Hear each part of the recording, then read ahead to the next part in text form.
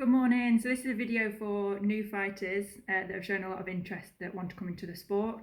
Now that we can plan towards coming out of lockdown and we'll start trainings again really soon, I'm going to show you the sort of weapons that we use in the sport and sort of which categories we use each one for. So starting here, we've got a punch shield, which is on the right, and then we've got falchions. So this is a combination that you would use along with the round shield, either for pro fights, but you can also use this in the bowhurt, which is the group fights.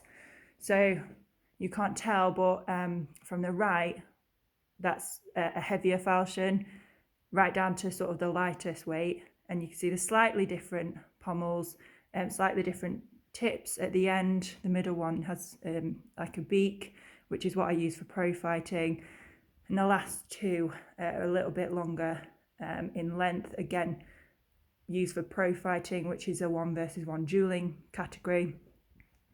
You can see across slightly different paintings on the shield. So this one at the end is looking a bit old. I don't use this shield anymore, so it's seen better days. But this is the design for the World Championships, the St. George's Cross, and then this is more of a personal emblem. So heraldry is quite important within our sport, within medieval history.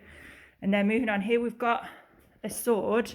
So you can see there's no beaking at the end. This is used in duels, along with, here are two examples of a metal and then a wood buckler for the sword and buckler category. I also use this metal one for bowhurt fighting, so you can cross over. You just sort of decide which you're most comfortable with.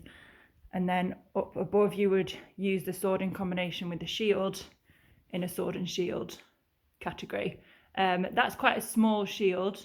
Again, there's different sizes depending on sort of how you fight. And then here we've got, so this is a long sword. You can see it's longer. It's a two-handed weapon. And again, it's used in duels, the longsword duel category. You can take it into a bowhurt, some fighters do, but that's there for another time. And then lastly here, we've got two axes. So that long axe is over 1.50 meters. And really that would be used for mass battles beyond the 5 versus 5 category.